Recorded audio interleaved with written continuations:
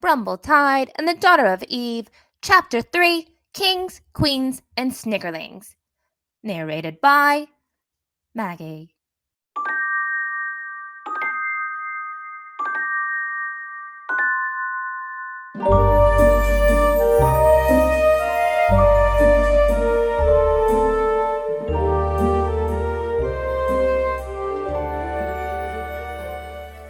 Abby's voice thunders in my ears now. The winds from the lux are whipping my hair into my face. I feel the butterflies will fly up into my throat and out of my mouth at any moment. In an instant, all the stories I've heard come to life. The entrance hall, or remembering hall as Anastasia called it, is seemingly 200 stories high in line with massive stained glass windows. My eyes have trouble taking in the scene because, besides the grandness of the hall, there are hundreds of children, yes, children, flying all around us and high overhead. They appear maybe 7 or 8 years of age, and each has white, feathery, luminescent wings stretching the length of them. The boys wear tan trousers with suspenders, and the girls have fitted bodice dresses with pluming patchwork skirts and pantalettes. I become aware that my mouth is gaping in a strange open-mouthed smile as I stare up at the creatures that are singing Abby's voice so sweetly I feel I might cry. These are the Snickerlings. The little girl with the dumpling cheeks is waving excitedly up at them. Wes taps Mum's arm. Do these children live here? Where are their parents? Snickerlings don't have parents, dear. They don't grow old either. They are one of the castle's 12 wonders. What are the others? I ask. Mum looks up, trying to recall. Let's see. Snickerlings, the Lux, the Catacombs, each of the 7 towers. That makes 11. Then Queen Lenore made herself one when she became head. Humble of the old broad, right? The images in the stained glass windows are of kings and queens, some regal on thrones, some looking mighty on horseback. There are also snickerlings and different kinds of winged animals. Are all of these from some sort of story? Mum leads us to a line of people. I see one person enter a booth with a picture of a snake being swallowed by a candle's flame on the door. When they come out, the next person goes in. We reach the front of the line and Mum shoves Wes in front of her. You go. I have nothing to tell it. I'm an open book. What is it? Wes asks. The releasing chamber, says Mum. Go on, and don't think I don't already know anything you tell it. Wes steps inside but is out before a minute is up. I think I did it wrong. What do you mean you did it wrong? Asked Mum. There is a giant candle in there. It lit itself. I don't know what got into me, but I tried blowing it out. When I blew on it, the flame disappeared and didn't come back on. Mum rolls her eyes. Go on, Maggie. Just like Wes said, inside the booth is a giant candle in a candle holder with a handle. But who, besides a giant, could hold it? Suddenly, a flame appears, and just as I swear it's examining me, a rather distinguished voice comes from it. Got a burden on your mind, something dark and deep? Have a seat, let it out, this secret that you keep. Your words are safe with me, I swear. Go on, release your shame. For when you tell, all is well, for I take your secret with my flame. I have no idea what to say. Look at that. Maggie Pruitt. You look just like her.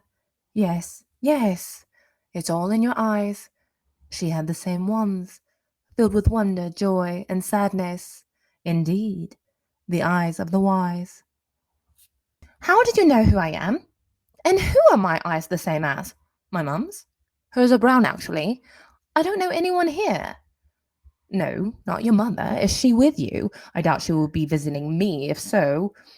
You don't know of whom I speak. Curious. Well then, I'm not going to be the one to tell you. Maggie Pruitt, you are 12, yes? I am. Right on time. Time for what? You will know in time. But it is not for me to tell. Now, go on. What do you want to release? What is he talking about? Go on. You must have some secret you want to get off your chest. Let it out. It will feel good. I don't want to get anything off my chest. I want him to tell me how he knows my name, but I tried to think of something. Hurry! I'm almost completely melted. I took some candy from Mum's secret stash. Oh, stop. That's the best you've got? All right then, if that's all. You are released. The flame extinguishes itself and smoke rises from the burnt wick. Its wax, completely melted and pooled in the base of the holder, hardens and forms until the candle is standing tall once again, good as new. What is this place? I whisper. In the remembering hall, Mum looks at me slit-eyed. There is no doubt that she would have listened at the door if no one were watching. We climb a broad, white marble staircase to a landing with two more sets of winding stairs going up from it. There are several folding screens and mirrors where batchgoers are being dressed in print. A little girl stands in front of a mirror, admiring her frilly gown, as a snickerling flies overhead, crowning her with a tiny tiara. Will you be clothed in your royal garments today? Asked a young man with flaming red hair beneath his crown. No, we won't, Mum snips. Very well. Enjoy your experience, my lady. He rings a pearly handbell, and a snickerling boy flies down and leads us up one of the winding staircases. Clouds lazily drift over them. It's like climbing through the heavens. The snickerling sings as we climb the stairs behind him. Wes hums, Train to Madness. Mum huffs. Who in their right mind pays £500 for a gown and crown? I'll tell you who. The Peabodys, whom I happen to know, are on the verge of bankruptcy, but you didn't hear it from me. We reach the top of the staircase, and the snickerling bows with his arms stretched toward the room before us. And what a room it is! The royal throne room, my ladies and gent. The throne room is, in fact, an enormous round room of thrones. Crimson and royal blue thrones framed in shining gold sit in lavishly adorned balconies lining every inch of the walls. Each is draped in purple linens with the head of a deer with many points embroidered in the center. On the floor are two grander thrones. One is topped with a golden sword, the other with a scepter. Between them sleeps a large reptile, its wings resting over it like shade trees. Is that Wes stammers. A dragon, says a pleasant voice behind us. Why, yes it is, young man. I'm guessing this is your first time in the palace. I thought this was a castle. Emily Castle. Technically, a castle and a palace aren't the same things. A castle is more of a fortress, while a palace is a place for royalty. Wes turns around and his face flushes. Yes, this is our first time. The pleasant and sophisticated voice speaking to my chubby, awkward brother is none other than Queen Lenore, head of castle. The posters that I have seen do her no justice. She is, I'm sure, the most stunningly beautiful woman in all of Little Ipswich, if not the world. Her long red hair cascades down her emerald gown like molten rubies. She wears a golden sash tied neatly at the waist of the dress trimmed in bright gold paisley. Her crown, adorned with several diamonds, gleams so brilliantly that the hundreds of crowns worn by the batchgoers throughout the balconies pale in comparison. Ah, yes, you are correct and quite bright indeed. But believe it or not, Emily is both a castle and a palace. It is a highly fortified dwelling for royalty, as you can see, she says, indicating the multitude above her. But what about him? Wes points to the dragon. Why is he still talking? Would you shut up? I hiss at him with a little shove. Queen Lenore laughs. Gabriel is our pet. Louis and I are proud fire breathers. I promise he is as harmless as a kitten. Would you like to pet him? Not today, thanks, Wes replies apprehensively. All right then, she chuckles. Maybe next time. She takes Mum's hand and they introduce themselves. Tour guide Mum has disappeared. Even she knows she's upstaged this time. Such a pleasure to meet you, Your Majesty. My name is Marjorie. You met Wes, and this is my daughter Maggie.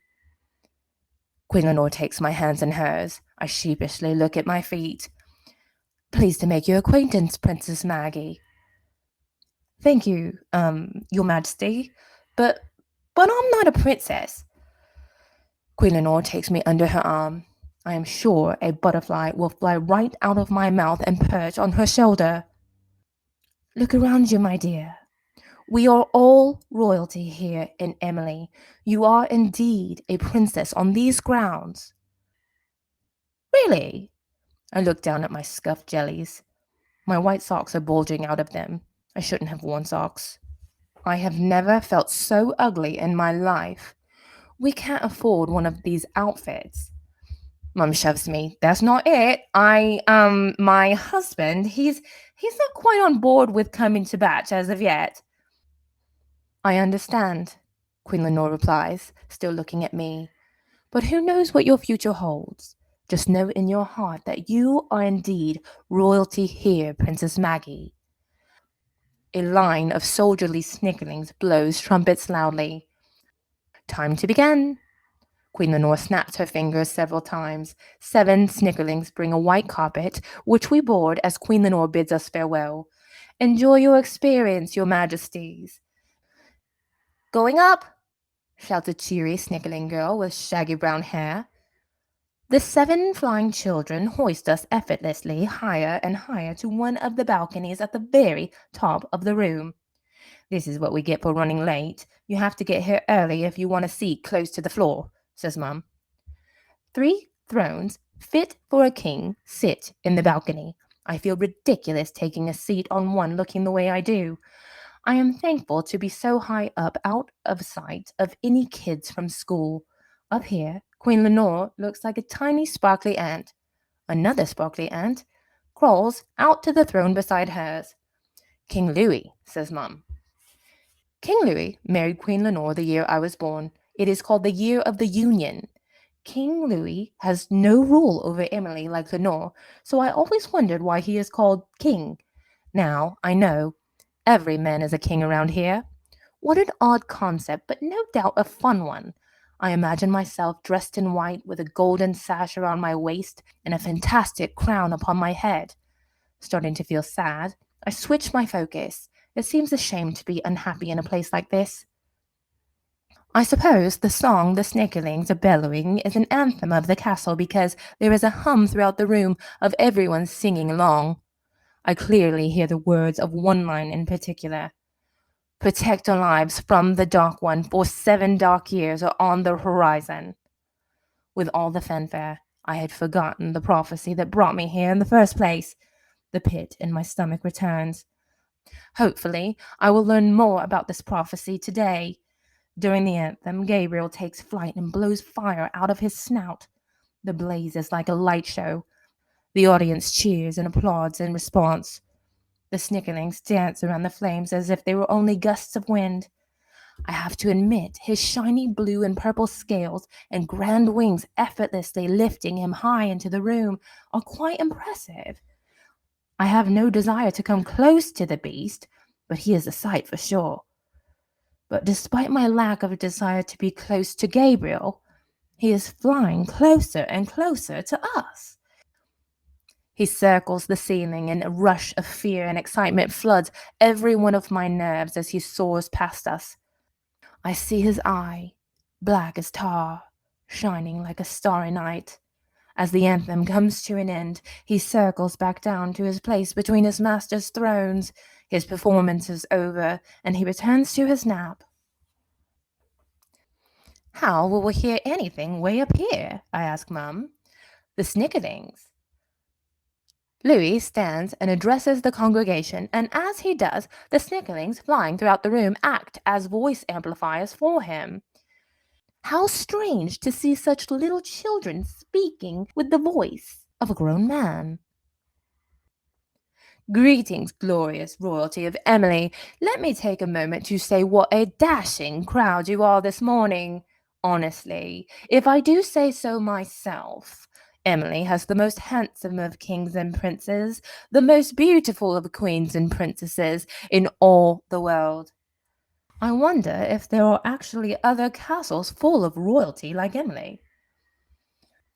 I have just one announcement before we receive today's word. If King Calrumple and Queen Marjorie Pruitt would come to Michelle Tower after batch for a quick meeting, it would be most greatly appreciated. What do they want? Are you in trouble? Wes asked Mum.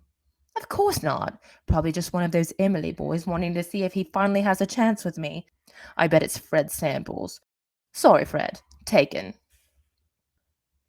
I am too focused on the sparkly aunt that is Lenore to wonder why Mum is being called to a meeting after batch.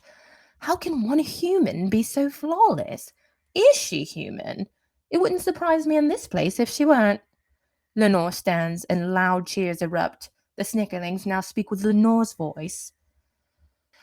Welcome one, welcome all to Emily Castle, where all fulfill their royal destiny. Each of you is here because you are called to king or queenship by none other than the king of all kings, Pippin, who was and is to come. More cheers rise from the crowd. Something to celebrate indeed. As most of you are aware, time is running short for us here in Little Ipswich. My stomach turns. The promise foretold by our ancestors and the horsemen is soon to be fulfilled. All the signs are here. This means we must be in best obedience in the time leading up to the Reign of Terror. My stomach seems to be turning to cement. Please elaborate. Obedient how? Who are the ancestors and horsemen? We will now hear today's reading. Everyone lend your ears to my husband. King Louis stands behind a large book flopped over a podium. From Fox and Brand, Chapter 4 of Pippin's Puzzle, submit yourselves to authority, for this is pleasing in the eyes of Pippin. Queen Lenore begins to circle the room as she speaks. A curious verse, isn't it? Submit yourselves to authority, for this is pleasing. So in this palace, the authority is technically myself. She stops. Her voice discloses deep sincerity. I have been chosen to be your leader, but I am not blind to the fact that good leaders keep the interest of those they lead as first priority. That is why we are all on even ground here. Yes, you are my subjects, but in the eyes of Pippin, we are equals, and in my eyes, we are equals. She raises her arms toward the crowd that roars with adoration louder than they have all morning. I clap politely, but am hoping desperately that this is not the end of today's word. I need more information, Lenore. You all here today were chosen before the beginning of time as heirs of the throne along with myself in the order of Pippin to represent your heirship among the people of Little Ipswich. Today, let us ponder how we are representing our kingdom. When your people look at you, do they see a king or queen? If not, consider the changes that need to be made. How could you be better? And remember, Emily is always here to help refine. All you have to do is ask. Let's recite the benediction, and I will see all of your lovely faces back here in the morning for every day. The congregation recites, Hail to Pippin who watches over us from his throne. Hail to the horsemen who fought for his name. Hail to the ancestors, the chosen whom we adore. Hail to Emily, whom we pledge our allegiance. I wish someone would tell me more about Pippin. I must remember to ask Mum. He watches over us? Is he watching now? Just in case, I whisper. Thank you, Pippin. You have a wonderful castle. The Snickerlings begin the anthem and bring carpet after carpet, lowering each family to the floor. Except, that is, for King Calrumple's family and ours.